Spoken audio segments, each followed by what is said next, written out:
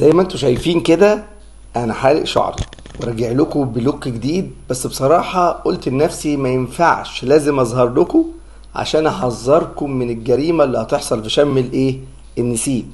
جريمة اسمها رنجة وفسيخ بدون حساب.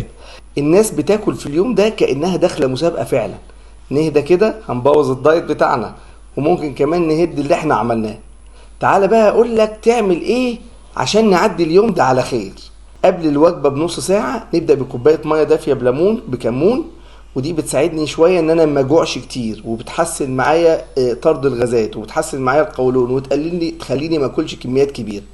ممكن اخد بطاطس او شوفان قبل الرنجة بساعة او في وجبة الفطار. النشويات المعقدة معروفة ان بتعمل توازن شوية بين السكر والاملاح في جسمنا. ممكن نحط معلقة زيت زيتون على السلطة. الدهون الصحية دي بتساعد في ايه؟ في امتصاص الفيتامينات وتقليل الالتهابات. طيب نختار بقى الوقت اللي ناكل فيه الرنجة.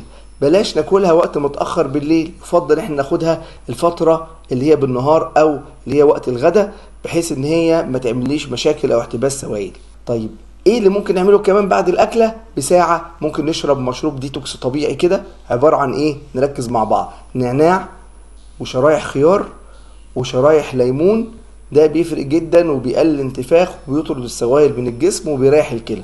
وكمان ممكن نشرب شاي اخضر مرتين في اليوم، ممكن مرة الصبح ومرة اخر اليوم. وما ننساش نشرب مية كتير. واوعى توزن نفسك بعد الاكلة دي، لان ممكن يبقى في زيادة وهمية او مؤقتة على الميزان في خلال من يوم ليومين وبس. عايز نظام بقى يخليك تاكل اللي بتحبه وتخس؟ ابعت لي كلمة رنجة في كومنت وابعت لك نظام محسوب هيساعدك انك تعدي اليوم ده على خير وتاكل الرنجة من غير ما يحصل زيادة في الميزان.